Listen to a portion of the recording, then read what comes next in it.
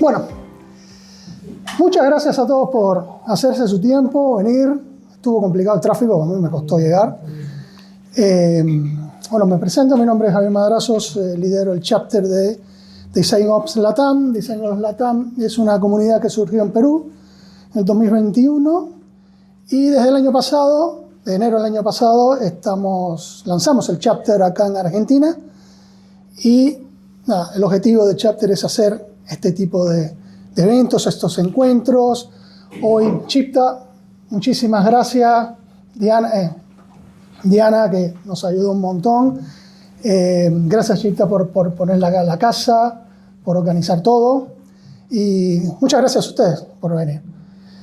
Y gracias a ustedes también, a nuestros speakers, que nos van a acompañar. Bueno, la comunidad de DesignOps Latam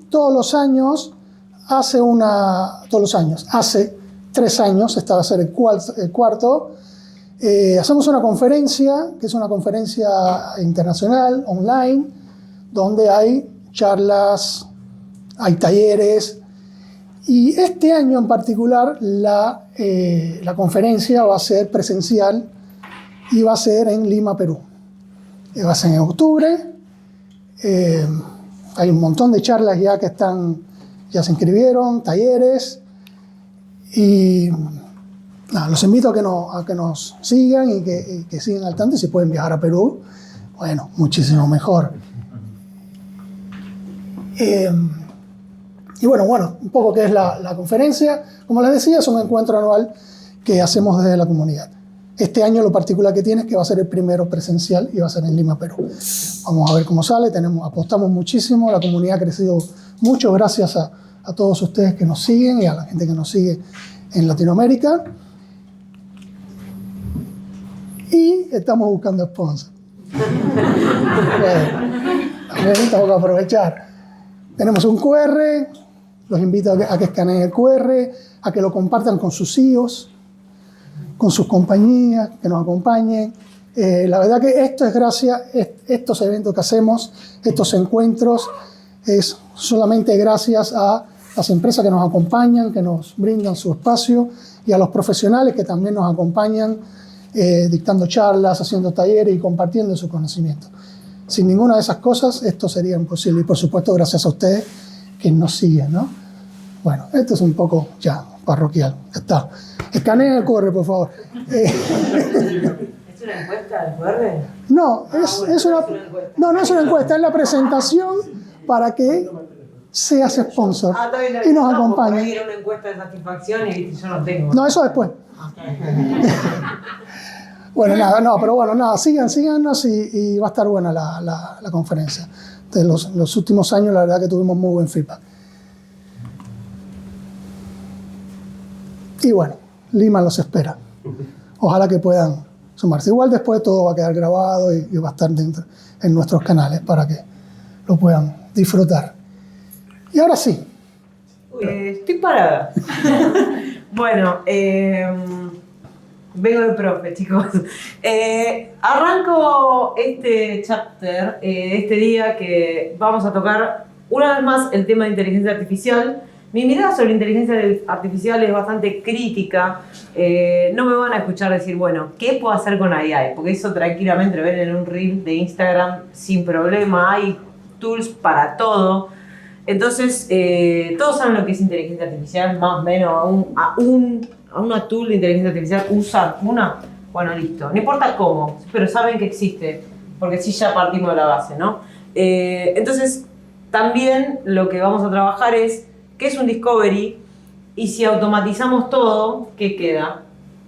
Pero al final yo automatizo, lo escribo con Gemini o ChatGPT, lo copio y lo pego en un PRD que lo automaticé para después hacer algo low code automatizado. ¿Para qué lo escribí? No le veo ahí la lógica. Esa es como hoy mi mirada. Primero me presento, si bien somos pocos y tal vez en algún caso nos conocemos de algún otro lado, pero bueno, esa, bañada y peinada y sin el cansancio del día, soy yo también. La verdad que a mí me dicen Caro Tower, así que siéntanse libres, no tengo drama. Hoy estudié Sociología en la UBA, cuando quedaba Marcelo T, si quieren sacar cuenta más o menos. Después seguí estudiando otras cosas, no es lo único que hice. Hoy por hoy soy Research Manager en ITI, un banco de Paraguay. Es un proyecto súper grande que por ahora es solo de Paraguay y, digamos, todo sorprende que un proyecto de esa dimensión esté en Paraguay, porque uno está acostumbrado a tener proyectos de, no sé, Revolut de acá, pero es un proyecto muy grande, está muy bueno. Y también trabajo con Chris, que es mi socio, partner, amigo, en un podcast, que si quieren algún día, si con esto que estoy diciendo no les alcanza, se puede ir en el colectivo, en el auto, escuchándonos, se llama UXBS Podcast. Paramos un poco y en breve lanzamos la siguiente temporada, pues somos así como de ver nosotros. Y además de todo eso, que Luis da fe, yo lo que realmente soy es maratonista. Yo soy una persona que hago todo eso para poder correr, o sea, para pagarme las carreras, todo eso. Si quieren preguntarme algo, pregúntenme de maratones, ahí me sentí más cómoda. Pero bueno, esa persona soy yo. Si quieren me escriben, trato de contestar rápido. Te quiero decir que no soy tan distante, sino, y muchas veces hablo con mucha gente, después me olvido y vienen y me saludan y yo dije, uy, ¿qué le conté? No sé, es así, no se extraña que me pase. Arrancando con lo que nos trajo acá, hay una parte del proceso, no sé en qué trabajan cada uno y cada una de ustedes. Una salvedad más, yo no hablo con E, porque estoy grande para hablar con E, y siempre me van a ver que estoy tratando de ajustar mi diálogo, aunque sea inclusivo, sin sentirme que estoy haciendo papelones. No sé en qué trabajan, pero hay una etapa del proceso que se da en tecnología, básicamente. Antes también se hacía con otro nombre, pero que se llama Discovery, ¿sí? Si lo traducimos es descubrir algo. No hay mucha magia.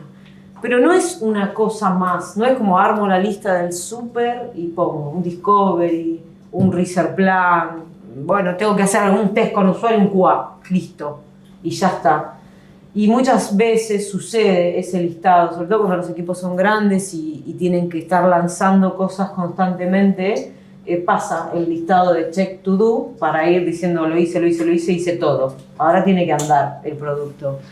Yo creo que el Discovery no es solo ese point del listado, sino que es una tensión. Bien de socióloga, ¿viste? Que empieza a mirar los problemas, las tensiones, las contradicciones, ¿viste? Típico de persona enroscada. Es una tensión. Hay una tensión entre el negocio, lo que se quiere desarrollar, y, ¿por qué no?, lo que hay que comunicar y lo que hay que construir. Hay un gap de desconocimiento. Si no, no haces un Discovery, vas y abrís el kiosco, se terminó. ¿Sí? No hay nada que descubrir. Hay un Discovery cuando hay que asegurarse algo. ¿Sí? Si no, ya digo, ¿no? Entonces, ¿en qué está la atención? En el negocio, en lo que creemos que pasa y lo que realmente pasa. Y esta dupla que está acá sucede más de lo que parece. Más de lo que parece. Por lo general, y me corrigen si me equivoco, cero drama, las personas que organizan o que idean los productos, servicios o lo que sea, están convencidas que yo eso ya lo sé. Y adicionalmente, que si tienen un iPhone, todo el parque móvil es de iPhone. Como, ¿un Xiaomi? ¿Qué? Bueno, por ahí entra, ¿viste? Un Nokia, una oferta. Pero consideran, por lo general, extrapolan su vida al resto de la población a la cual van a meter ese producto o servicio, lo que sea. Entonces hay una tensión que elegantemente también la persona que hace research debe poner esa tensión sobre la mesa del Discovery. Primero asegúrense de estar en la mesa, que no es fácil, pero una vez que estén en la mesa, pongan esa tensión sobre la mesa. Y ahora vamos a la parte de la inteligencia artificial. Hasta ahora no dije nada. Acordemos algo, un Discovery no es un to-do, sí es en algún momento, pero va más allá. Es un sistema para reducir esa incertidumbre de esas tensiones. Que obviamente cuando la empresa es chiquitita, nos arreglamos entre nosotros. Ahora cuando la empieza a escalar, ese Discovery se empieza a querer automatizar. ¿viste? Porque dice, ¿cómo lanzamos más rápido? Ya fue, automatizar Discovery, ¿no? Entonces arrancamos, ¿no? Que hacer los usuarios sintéticos, ¿no? Que en vez de preguntar hacia aquello, mira, todos asienten con la cabeza de ritmo, entonces, bienvenido a mi mundo. Pero es eso, ¿no? Decimos, listo, automaticemos lo más posible porque no hay hiring, y te digo más, agárrense de la silla porque es el laburo que hay. Y ahí es donde empiezo yo a poner en duda esas cuestiones, ¿no? Si automatizo el Discovery, lo copio y pego el resultado en un documento, le pongo un par de emojis para que parezca que lo escribí yo, le saco la parte que dice, claro, Caro, aquí tienes, y una manito para abajo, lo copio y lo mando, listo el PRD. Bueno, alguien lo sube en otra yema, o otra gente que no lo lee, y que dice, ¿qué tengo que hacer? Tal cosa. Olvídate el design system, olvídate, no sé dónde va a parar. Entonces, se habla de Discovery, pero en realidad es una forma de lidiar con esa incertidumbre, y voy a volver sobre, porque si no me voy, por suerte existen los PowerPoint. Hay varias capas de las que yo en mi vida laboral he descubierto. Es mi visión, cada uno y cada una tiene la suya, digo, esto no es una verdad absoluta. La capa 1 es donde la producción de información sucede. Y tal vez aquellos o aquellas personas que hacen research es como esta capa pareciera que es la que yo de añar es researcher, ¿no? La que tenemos que estar más. Yo hoy disiento, pero parece que esto, la inteligencia artificial la hace más rápido, más barato, menos mambo y más estratégica, ¿no? Que como que ahora parece una strategy. El research plan, los benchmarks, la síntesis de cosas que ya se hicieron, armamos notebook, el de repositorios inteligentes, todo rápido, ¿sí? Esta es la primera capa del discovery. Después tenemos la parte de interpretar eso que por ahí elegantemente alguna que otra entrevista hicimos, algún que otro proceso no automatizamos. ¿Qué significa lo que vemos? ¿Qué patrones nos importan? Acá la inteligencia artificial ayuda. Yo misma hago algunos agentes con Vertropic, algo de eso, pones todo en Python y te hace análisis de lenguaje abierto, ¿sí? ¿No? Bueno, por ahí Synthetic Research puede andar. Qualtrics anda vendiendo un panel de Synthetic User, pero es solamente en Estados Unidos y uno quiere ir indagando en ese tipo de tools. Para interpretar nos puede ayudar. Pero acá viene la parte de decidir, ¿sí? Y que muchas veces, depende del rol que esté cada persona, te toca decidir más o menos, ¿sí? Capaz que si solo haces el entregable del research, bueno, qué sé yo, que decida otro, ¿no? Pero yo invito a que cada uno tome esa posición de decidir, porque cada vez más, en todos los posteos de LinkedIn se dice, ¿no? Que la inteligencia artificial no decide, no es ser humano. Bueno, cada vez más vamos a tener que estar en esta etapa, cada persona en su rol, de decidir. Y ahí es donde digo, acá esto sigue siendo humano y, ¿por qué no, político? Muchas veces uno o una toma decisiones sobre el producto, sobre qué priorizar y qué no, en el discovery, a quién ir a entrevistar y a quién no, a qué población decir que apunta y a cuál no. Esas son micro decisiones que para mí son recontra importantes en el acabado final de ese producto o lo que sea que estén indagando. Y yo considero que esto no debe ser para nada parte de ninguna inteligencia artificial. Si quieren, ahórrense tiempo en algunas otras partes. Hoy presentamos en mi equipo un agente conversacional para ayudarte a hacer el research plan. Porque, bueno, los researchers lo hacen más completo, pero tal vez gente de otros tipos de disciplinas no hacen research plan, nunca piensan en el plan muestral, nunca piensan Q de usuarios activos, no Q de usuarios común. Activo, ¿quién usa? 2, listo, chao, no se investiga.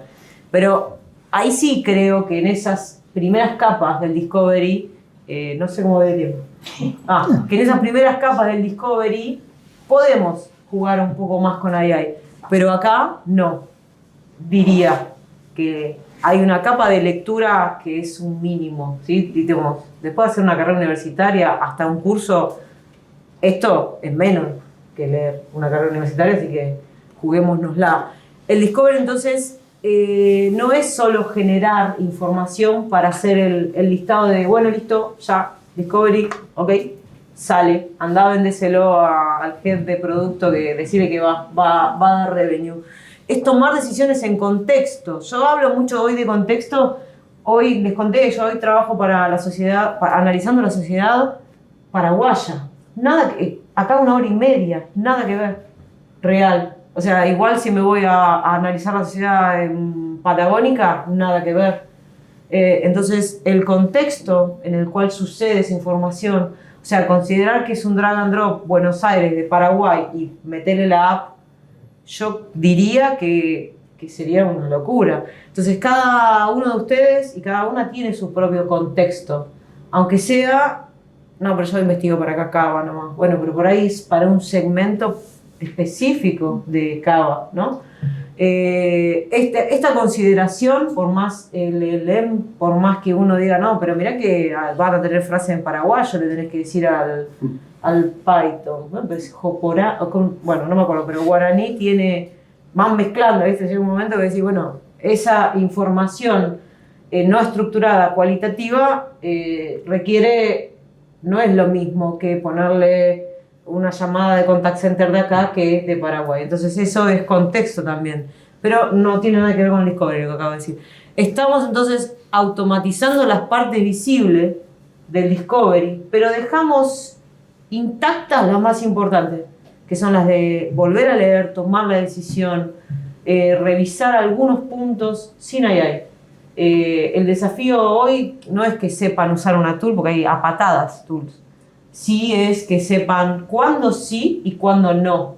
Si la investigación la hice yo misma, o la hizo, bueno, una compañera, le fui y la tengo muy embebida, y la automatizás para fluirla, no está mal. Si el research plan le haces un bot conversacional que te ayude, no está mal. Ahora, si la decisión es de por ir por esta opción o por esta, se la dejas a un bot, porque después no los challengean ustedes, le ponen, no, pero mentira lo que me está diciendo, sí, tenés razón, claro, buena observación. Más lindo sería que hubiera... Entonces, hacemos research más rápido, pero no decidimos más rápido. Tengo una frase de cabecera que es muy flat, se las digo igual. 9 mujeres embarazadas no hacen un bebé en un mes. Son 9 mujeres embarazadas, no es un bebé. Lindo sería que te aparezca un bebé en un mes. Eso es lo que quiero llevar, ¿no? Digamos, bien a tierra es, a veces las cosas llevan tiempo. Obviamente los tiempos de negocio son rápidos, vorágine, bla, pero hay una maduración que por más AI que pongas, tiene que suceder, tiene que decantar. Bueno, lo dicho, ¿no? Espera, me aceleré yo. Reduce el costo de estar equivocados, pero no reduce la probabilidad de estar equivocados. Hay probabilidades. Alguien en algún momento tiene que decidir por A o por B. ¿Hago una app accesible o no? ¿Hago que sea todo verde clarito y me olvido de los daltónicos o no? O sea, hay decisiones que alguien las tiene que tomar. Esa probabilidad de estar equivocado, no creo que sea azarosa, pero sí creo que habla de un seniority para tomar ese tipo de decisiones. Conforme ustedes vayan evolucionando en su rol, te vas dando cuenta que tenés que tomar más decisiones casi al voleo, porque tenés 10 o 15 que tomar. Cuanto más decisiones tomes sobre cosas que no sabes de base, bueno, no digo que peor te va a ir porque es fatalismo, pero digo, más difícil va a ser que sea una probabilidad acertada. Si el Discovery era producir evidencia, la inteligencia artificial sí lo reemplaza, porque es producir, tira, si hacemos más largo, y sigue haciendo documentos más largos. Pero yo creo que el Discovery es decidir qué hacer con esa incertidumbre. Y si la tuve, y si me sacó la incertidumbre, y si puso luz sobre nuevas incertidumbres, porque discoveryar y researchar es eso. Bueno, esta duda ya no la tengo, pero ahora tengo todo un montón más. Normal, la vida. Entonces, ahí empezamos a entender cuál era el valor del Discovery. No mucho más. Gracias por cerrar la puerta.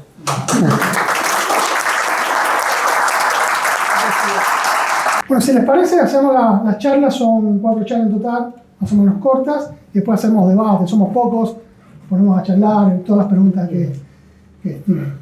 Bueno, Javier Madrazo, bueno, ese soy yo. Sobreviviendo a la fábrica de pantallas, a la fábrica de pantallas. Soy Javier Madrazo, como les decía, lidero el chapter de Argentina de Design of Latam, también lidero el COE de UX en Coto, hace 1 año y medio aproximadamente. No puse mi foto porque la verdad que no soy caro, pero tienen el QR y lo pueden escanear. No les cuesta, ¿no? No les cuesta, necesita mi foto. Bueno, nada, hoy la verdad que vengo a hablar un poco sobre inteligencia artificial, fricción estratégica y política de trinchera. Cómo manejarnos con la inteligencia artificial, básicamente. ¿Quién ha estado en esta situación? A ver, levanten la mano, a ver, sinceramente, levanten la mano. A ver, los que no levantan la mano son PO o son stakeholders.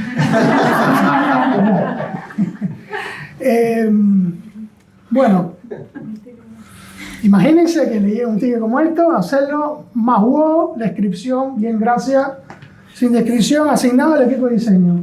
Equipo de diseño, recién me contrataron, un senior, ¿hay equipo de research? No. ¿Podemos hacer uno? No. ¿Qué tenemos? Y no, tenés que hacerlo, y urgente. Digo, bueno, inteligencia artificial.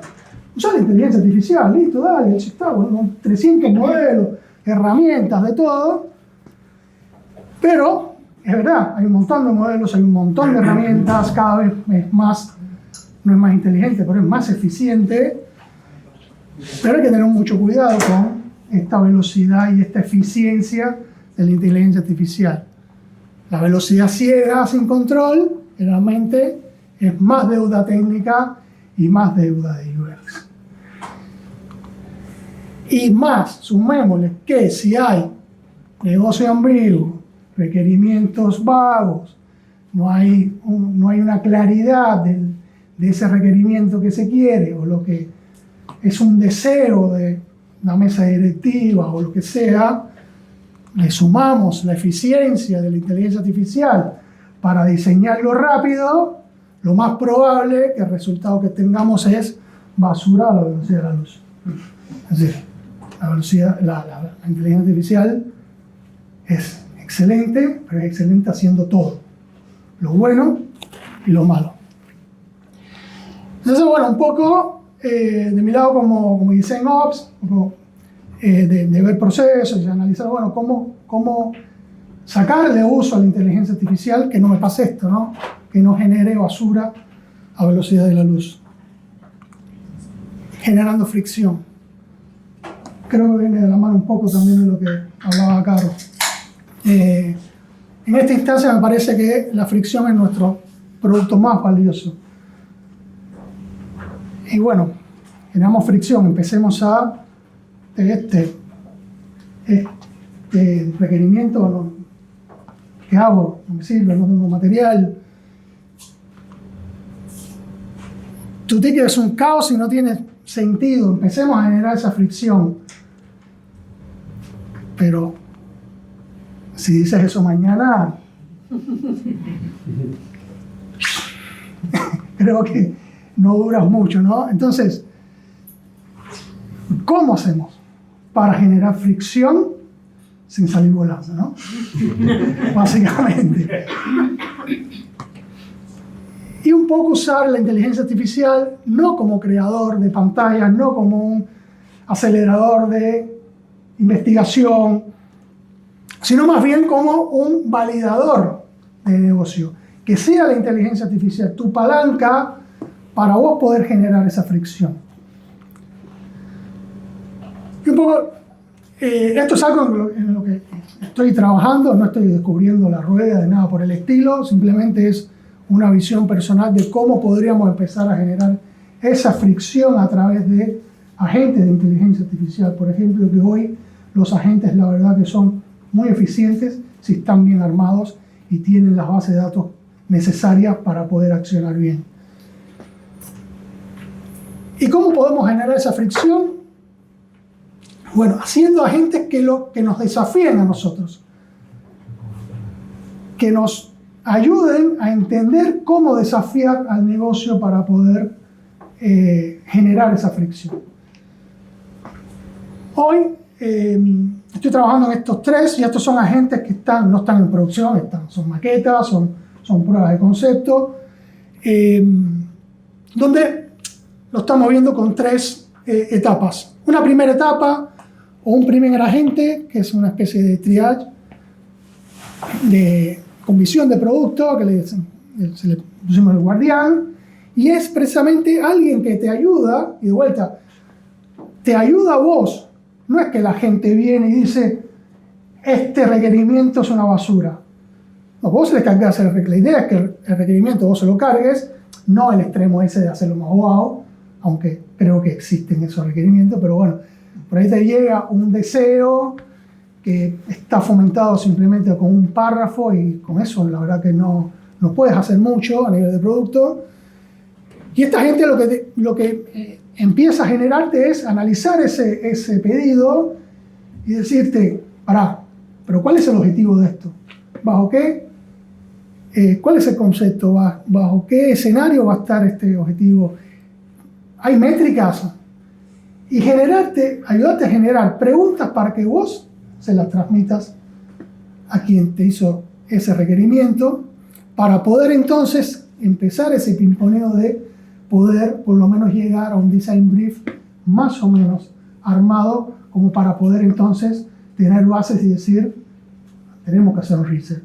No tenemos equipo, bueno, no sé, hagamos algo, pero hay que investigar, hay que buscar métricas, para después, una vez que tengamos ese design brief más o menos armado, entraría a jugar otro agente, que le llamamos el mapeador, que es un poco, de vuelta, ayudarte a vos como diseñador de experiencia de usuario a interiorizar ese design brief y empezar a pensar lo que sería el diseño de experiencia, ¿no?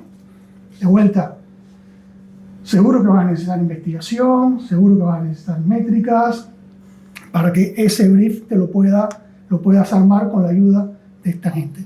Y el agente no te va a hacer el journey del usuario, te va a challengear, te va a empezar a generar preguntas y la idea es que esta gente empiece a interactuar con vos como diseñador de usuario para poder llegar a journeys bien armados y poder seguir enriqueciendo ese design brief. Para después caer en un tercer agente que viene siendo como el educador, que es, ok, ya tengo un design brief bastante que se entiende, que puede generar historias de usuario, ya tengo un user journey validado con los stakeholders, validado con las personas que me lo solicitaron, creemos que puede funcionar, ya hay algo que lo sustenta. Bueno, empezamos a hacer prototipos ahí, Figma Mail, V0, lo que quieras para hacer todos los prototipos, pero de vuelta, palanquearnos a alguna inteligencia artificial para que nos ayude a validar y quizás no pueda hacer validaciones de accesibilidad, no pueda hacer validaciones que tengan que ver con content, validaciones que tengan que ver con heurística quizás. Entonces, apalancarnos con esos agentes, en este caso serían estos tres, para poder llegar por lo menos salir del lo quiero wow sin contexto a generar un entregable con un contexto más o menos armado. De vuelta, la intención es que no lo haga la inteligencia artificial, sino que te challengea a vos para que lo hagas vos. Por supuesto, te va a ahorrar un montón de cosas. De vuelta, hay un montón de herramientas que te pueden hacer análisis de entrevistas y hay un montón de cosas que te pueden ayudar, pero la idea es que no lo haga por vos la inteligencia artificial, sino que te challenge y te acompañe. Y esto también nos da pie, todo este challengeo nos da pie a empezar a generar alianzas también con Design Ops, con QA, con los líderes técnicos, con el equipo de desarrollo, porque a nadie le gusta una historia de usuario que sea un párrafo, o un requerimiento que sea simplemente un párrafo y nada más, o lo quiero wow. Todo eso generalmente trae retrabajos, trae pérdida de tiempo, lamentablemente. Y esto es lo que un poco le llamo esta política de trinchera, ¿no? Empezar a buscar aliados para que te acompañen en esa fricción, en generar esa fricción. Y es una fricción sana, porque al final, quizás al principio te cuesta un poco más de trabajo, pero una vez que esa rueda empieza a correr, ya empiezas a generar que, ok, yo, product owner o quien sea, stakeholder, se me ocurrió algo, lo soñé, lo quiero, se lo paso al equipo de diseño, no, pero le tengo que pasar más cosas. No simplemente le puedo pasar un párrafo, ¿no? Y tampoco es hacerlo, como le decía, de hoy para mañana. Tampoco es saludable.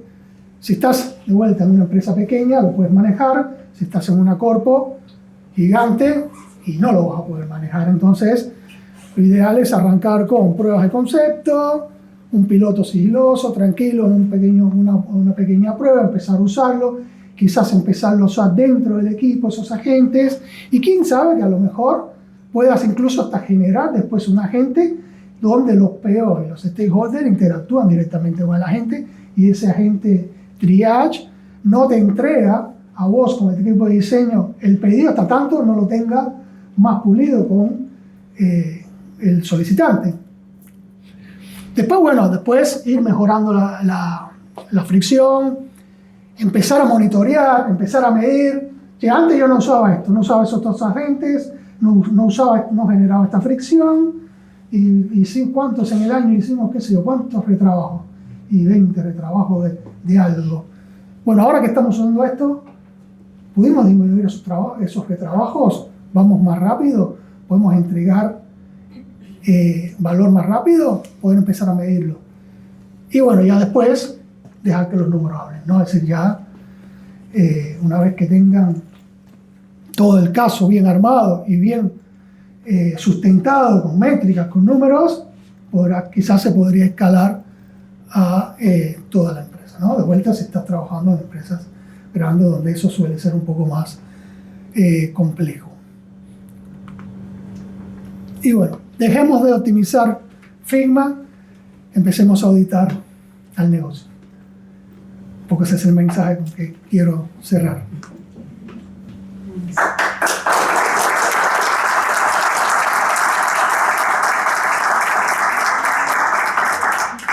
Luis.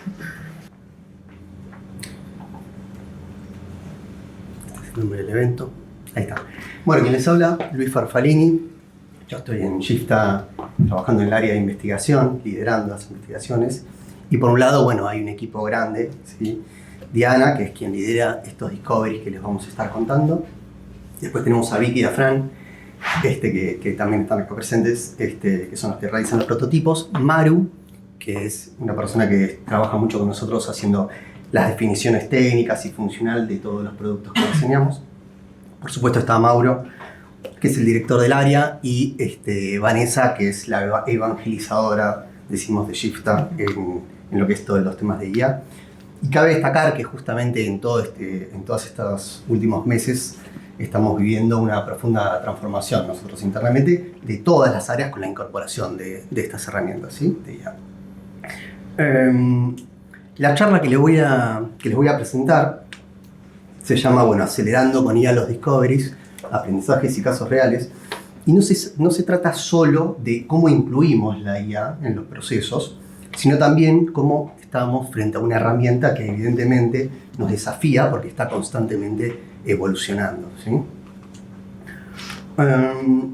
Podemos pensar que existen diferentes formas, ¿sí? de definir los discoveries, justamente dependiendo de los contextos, como hablaba antes Caro.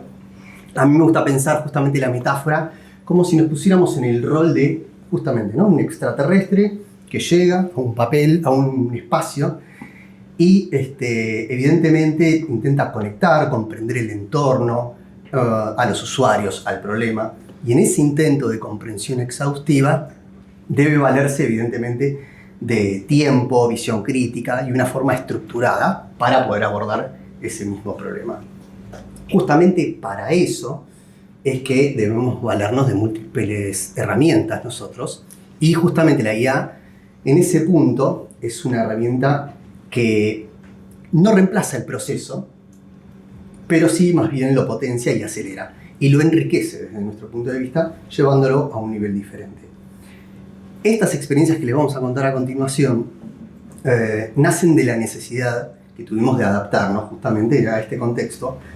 Puntualmente les vamos a mostrar un escenario de discoveries de 5 pasos que llevamos a cabo, que lo tuvimos que diseñar porque lo demandaba un contexto de emprendedores o startups que necesitaban acortar tiempos y justamente los costos, ¿no?, que puede llegar a tener. No quiere decir que no se pueda implementar en una empresa, ¿no? Por supuesto que no, pero está especialmente diseñado para ese tipo de productos, ¿no?, que recién empiezan, digamos. Al menos como lo probamos hasta ahora. Y hemos podido comprobar que lo que antes se hacía tal vez en 2 o 3 meses, ahora lo podemos llevar a cabo en un tiempo mucho más rápido, 2 o 3 semanas. Bueno, veamos el proceso justamente. En los procesos de discovery que llevamos a cabo, todo comienza cuando un cliente se nos acerca y con una idea, ¿no?, que muchas veces viene definida más como una solución.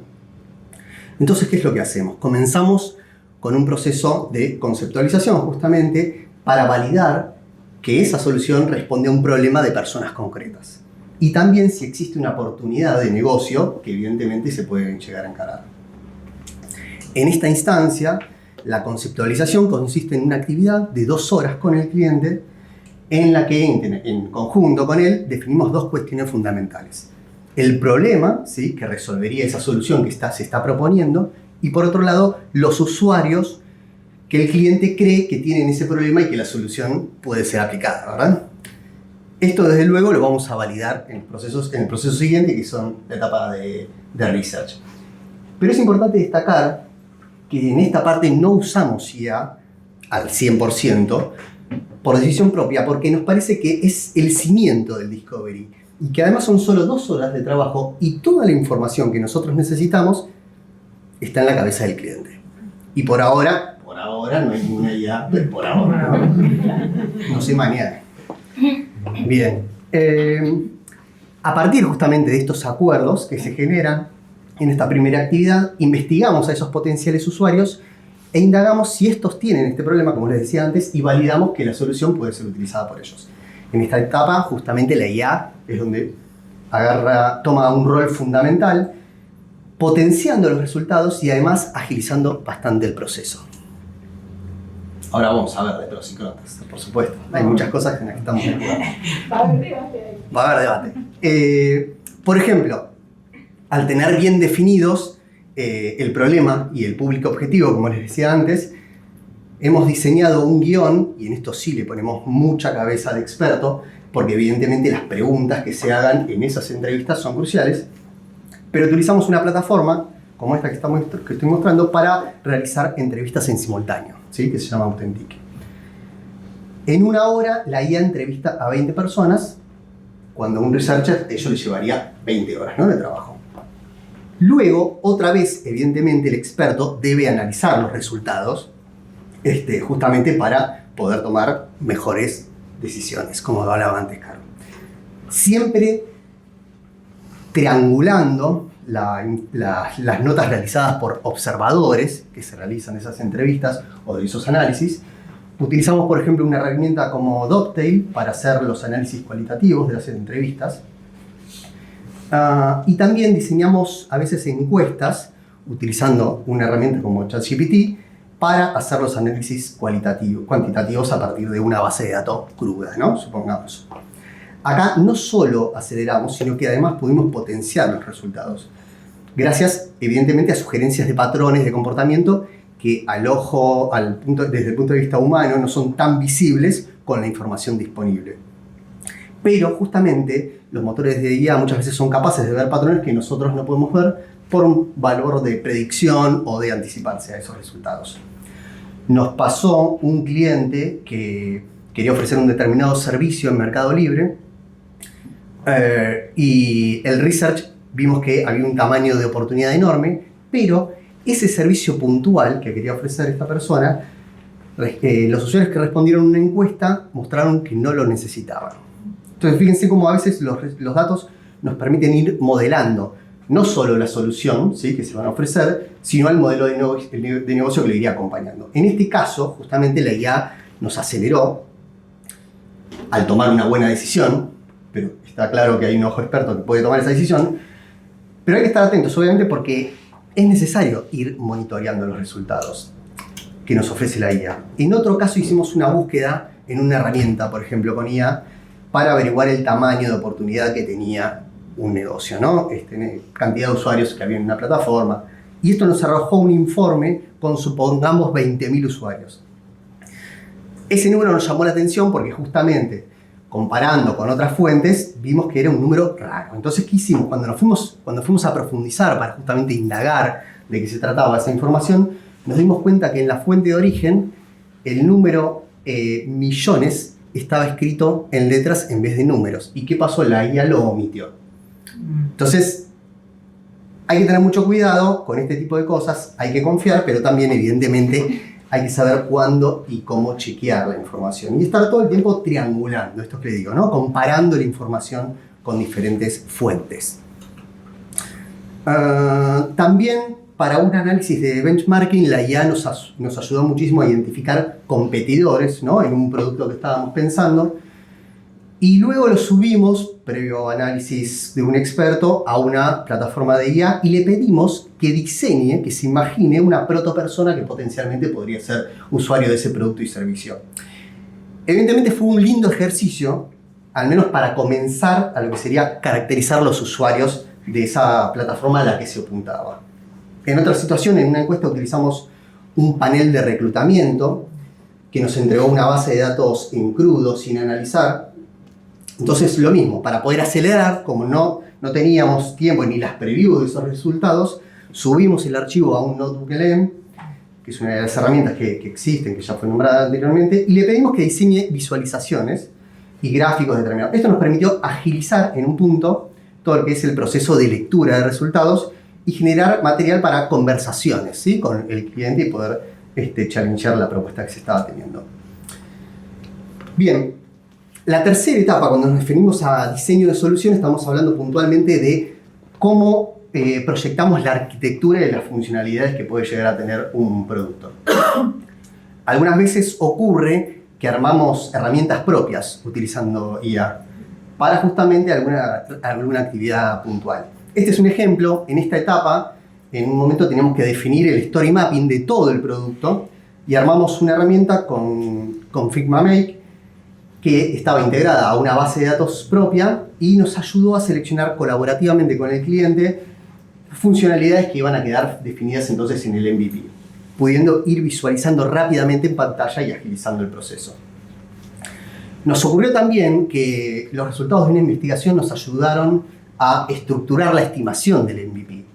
Este es un ejemplo de un proyecto que estábamos pensando en integrarnos a una plataforma, a un CRM líder, que entendíamos que nos iba a complementar de manera bastante interesante, porque creíamos que tenía el monopolio del usuario. Pero después en el research vimos que no, en una encuesta había una distribución bastante simétrica con distintas herramientas similares, que no tenía sentido entonces dedicar tiempo de desarrollo a esa integración.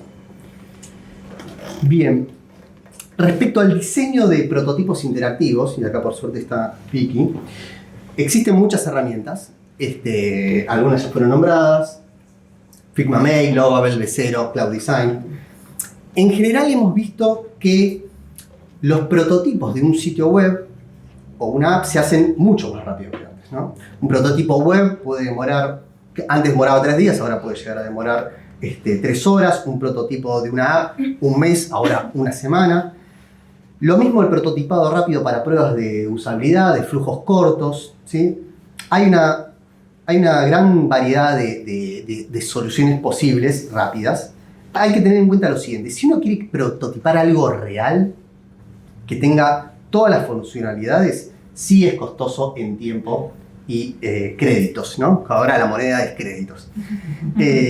A medida que se va complejizando una pantalla o prototipo, en muchos casos, las funcionalidades se pierden mucho tiempo en ese diseño del prompt ideal, y ese prompt ideal no existe. Y más aún, ocurre algo muy curioso, que aunque uno le ponga mucho cabeza, le haga un prompt muy largo, detallado, igual muchas veces la IA termina omitiendo cosas o inventándolas, y eso genera muchas veces frustración.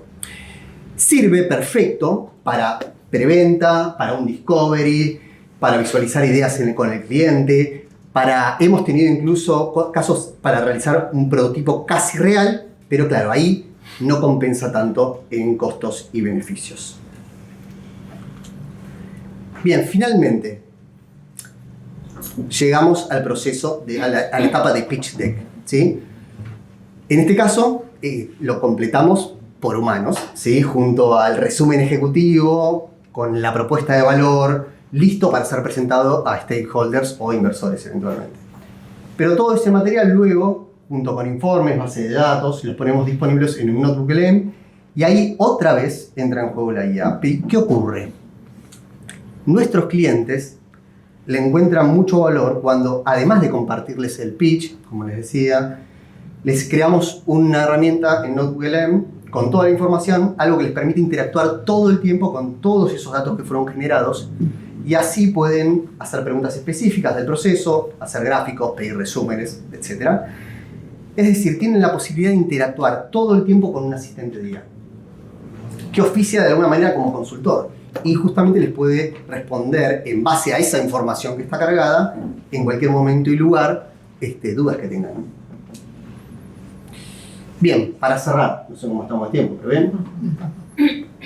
Algunas reflexiones, ¿sí? Que seguramente después debatamos. Y aprendizajes. Bueno, en principio hay algo importante para decir, que es que la IA no hace discovery sola, ¿sí? Y un buen discovery con IA le gana a uno un buen discovery con IA le gana a uno sin IA, sobre todo porque le gana en velocidad y con amplitud de mirada, ¿sí? Pero, ¿qué nos da? Vamos a ver, algunas cosas ya las dijimos. Nos acelera, perfecto. Nos ayuda a pensar más ampliamente. Simula escenarios que no nos habíamos imaginado.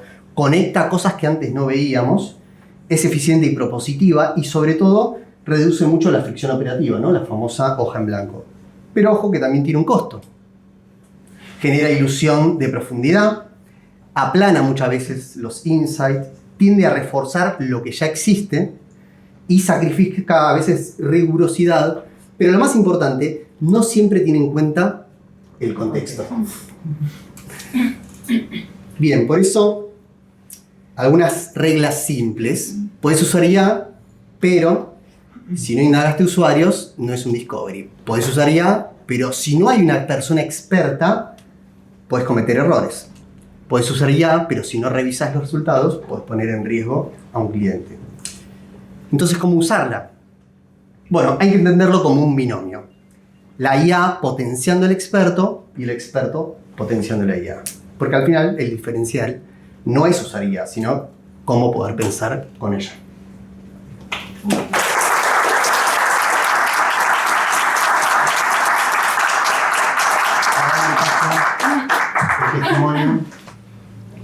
Bueno, ahí va.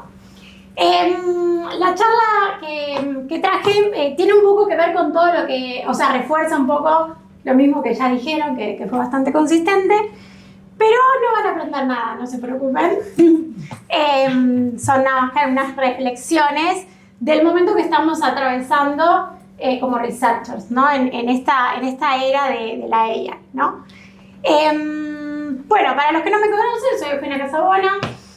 Hoy me desempeño como Senior Manager en BBVA, lidero todo el equipo de lo que es banca empresa, y también soy directora académica de la diplomatura en UX Research, que nació hace 7 años, esta es la 7ª edición, y bueno, algunas de las cositas que hoy les voy a contar también son parte de lo que este año estuvimos trabajando en la Diplo.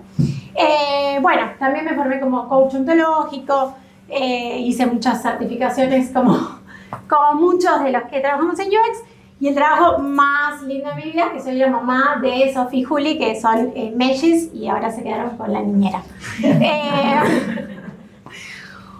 Bueno, hace muchos años que venimos hablando de estas conversaciones de UX, de research, donde, bueno, research obviamente siempre se enfoca en traer a la mesa la voz de los usuarios. Pero hoy eso realmente ya no alcanza. Entonces, para hablar de eso quería hacer como un mini resumen de, por lo menos, mi visión de los últimos 10 años de research en LATAM. Bueno, puse como de 2016, la historia va más atrás para research, pero bueno, yo elegí hablar de este último corte, estos últimos 10 años, y que es, digamos, mi historia también liderando equipos que incluyen a UX Research. Entonces, elegí estos 5 hitos, pueden ser discutibles las fechas, pero es aproximado. En 2016 era difícil decirle a una empresa que tenías que tener un researcher. De hecho, la primera researcher que yo contraté, que es Ángeles Mendoza, que es mi compañera hoy, mi dupla en la diplomatura, la contraté como diseñadora. Porque en ese momento, o sea, su recibo de sueldo decía UX Designer o bueno, algo el nombre del rol que estaba de moda en ese momento. Era muy fácil para mí decirle a mis líderes que necesitaban más diseñadores, pero era muy difícil decirle que necesitaba alguien de research. Entonces, bueno, venga como diseñadora y después adentro hacemos otra cosa, ¿no? Así que bueno, en esa época era, bueno, difícil para la mayoría de las empresas, de los equipos, defender por qué necesitábamos researchers. Por suerte todo eso fue evolucionando, el rol fue avanzando y pongámosle en el 2018 por ahí, ya muchas empresas ya teníamos researchers, pero bueno, generalmente se enfocaban en, bueno, hagamos pruebas con usuarios, hagamos a validar, más en la cosa más evaluativa y siempre buscando como este lugar, ¿no?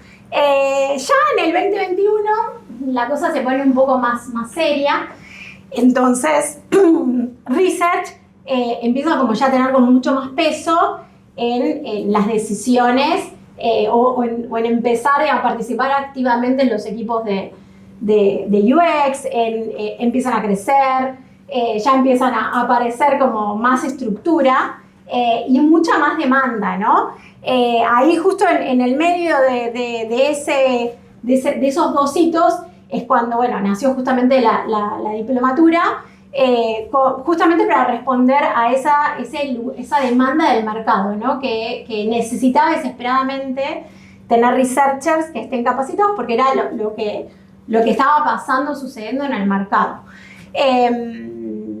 Y bueno, ya en el 2024, 23-24, ya empezamos a hablar, se empiezan a poner de moda los trending topics de democratizar, escalar, hacer que otros hagan research también, y bueno, research obviamente empieza a tomar más lugar, ¿no? Bueno, ¿qué pasa ahora, no? 2025, 2026, plena era de la AI, ya mis compañeros y compañeras contaron un montón de lo que estamos viviendo y yo les vengo a traer mi visión. En ese momento, o sea, en 25 por ahí más o menos, ¿a alguien le pasó escuchar algo así? ¿Para qué necesitamos researchers si la AI puede investigar? A mí me pasó que, de hecho tuve que pelear, cuando la palabra layoff se instaló en mi vida, y me tocó lamentablemente tener que pasar por varios, tuve que pelear bastante para no quedarme sin equipo de research, porque escuchaba estas frases de los directores de ¿para qué si con AI podemos investigar, ¿no? Así que bueno, esta creo que era como la sensación general de qué va a pasar. Empezaron todas las conversaciones de las máquinas nos van a reemplazar y demás. Así que bueno, creo que todos sentimos en algún momento que llega el final, que hacemos ahora como researchers. y empezamos a pensar en ponernos una cafetería o algo por el estilo. Y bueno, pero el contexto cambió nuevamente rápidamente, cambió muchísimo el contexto de mercado, apareció, bueno, esto que decía recién, ¿no? La palabra layoff se instaló. ¿Quién nunca escuchó la palabra layoff? Se instaló en nuestra vida porque el contexto cambió, no solo, digamos, a nivel, solo por la AI, ¿no? Todo el contexto mundial, las crisis financieras y demás, hicieron que bueno, las empresas vayan a otro formato mucho más centrado en eficiencia y demás, que es lo que vivimos todos los días. Entonces, acá un poco de las ideas que empezamos a los líderes, empezar como a respirar con todo este cambio, y justo me vino perfecto que Mace publicó el reporte que hacen no sé si lo vieron, el reporte que publicó Mace este año, que lo vienen haciendo hace varios años, de las tendencias de research. Justo me vino perfecto para darle como más entidad a esto que se venía respirando y se venía consolidando en las conversaciones de los que hace tiempo estamos en esto, ¿no? Entonces, les traje acá una pequeña síntesis de estas tendencias para research, ¿no? Así como les contaba que, bueno, nosotros empezamos en el 2020, plena pandemia. Este año tomamos la decisión, bueno, el año pasado en realidad cuando estábamos preparando el programa, tomamos la decisión de cambiarle el nombre a la diplomatura. Siempre se llamó Diplomatura en UX Research, este año se llama Diplomatura en UX Research y AI aplicada. No porque la AI fuera algo nuevo, porque ya la veníamos implementando desde que se empezó a instalar en nuestras vidas, pero bueno, hoy la tendencia, el mercado requiere que todo tenga AI, ¿no? Entonces, bueno, la primera tendencia, y creo que la que menos nos gusta, o la que es menos, pero que es una realidad, ¿no? Realmente la presión que hoy todos los equipos, tanto de UX como de Research y Content y demás, y de Ops, la presión que se genera porque la demanda es tan alta, como ahora todos nos podemos multiplicar, la demanda es tan alta que nos piden acelerarnos, ¿no? En esta aceleración, bueno, nos pasa mucho de lo que nos contaban mis compañeros antes, pero bueno, es una realidad que eso es lo que piden hoy las empresas, ¿no? Eficiencia, por eso, bueno, también nos está pasando que los equipos cada vez tienden en este ejercicio de la eficiencia, tienden a hacer como la menor versión posible, ¿no? Porque nos multiplicamos a través de ella, y que realmente es una realidad y es clave. Pero bueno, otra tendencia que ya se pone un poquito más interesante es que hace un tiempito, cuando la AI irrumpió, era como, sos re innovador, usás AI. Hoy es un básico, es decir, ¿quién, más allá del trabajo, quién no usa AI para su vida cotidiana? Alguien levante la mano si alguien no la usa. Bueno, así como en nuestras vidas, en el trabajo, de hecho, todas las empresas, inclusive hay muchas empresas que te ponen métricas específicas en ver cuánto AI usás, ¿no? Entonces, la AI hoy no es la diferencia, es el básico, es la línea de base. Pero el criterio se vuelve la ventaja competitiva, ¿no? Nuestro criterio, como decían Caro, Javier y Luis, el criterio que le aplicamos a lo que la AI nos da es lo que realmente hace la diferencia. Y el último trend, que creo que es el que más me gusta, es que la influencia de research llega a la mesa de decisiones, ¿sí? Hoy, no sé si les pasó, pero hasta algún tiempito te pedían esto. A ver, decime, yo me acuerdo que de hecho cuando trabajaba en Almundo, en algún momento era conocida por ser la chica de los mapas de calor. Porque habíamos implementado esa herramienta como primera herramienta, y después venían de marketing, de otras a pedirme, preguntando quién era la chica de los mapas de calor, porque no me conocían mucho todavía, y bueno, y querían participar. Entonces, eran esas las cosas que te pedían, ¿no? O bueno, pruebas con usuarios y demás.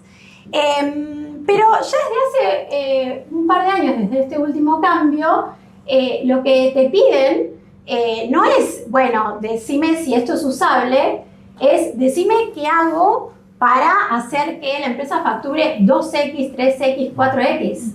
Es decir, ya no nos piden que validemos usabilidad o que descubramos las necesidades de las personas usuarias. Nos piden que digamos, o sea, que descubramos cómo hacer que la empresa sea más rentable, ¿o no? Entonces, eso cambia totalmente ese lugar en la mesa que venimos reclamando de hace mucho tiempo. Bueno, llegó la hora de tomarlo, ¿no?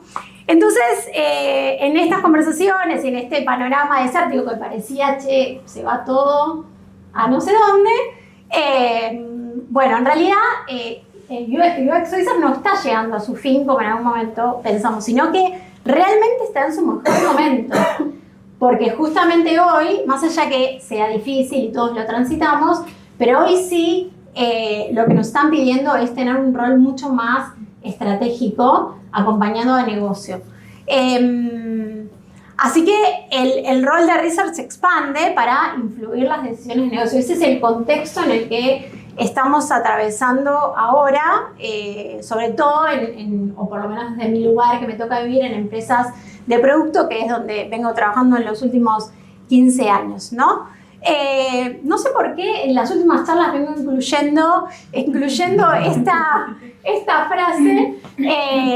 Así que bueno, un gran poder conlleva una gran responsabilidad, así como es el lugar que veníamos esperando de estar en la mesa de decisiones, llegó el momento de tomarlo, bueno, pero para eso tenemos que usarlo con responsabilidad, ¿no? Es decir, haciendo eco de lo que contaban en las charlas anteriores, no nos alcanza con, bueno, ahora me hago el cursito de Claude y le tiro ahí a GPT o a quien sea que me haga las cosas, ¿no? Sino que realmente tenemos que ponerle cabeza a aquellos, ¿no? Es el momento, desde mi punto de vista, de no solo, obviamente, volvernos expertos en AI, porque es lo que nos toca transitar en el día a día, pero sí volver a las bases de lo que es la investigación y usar ese criterio humano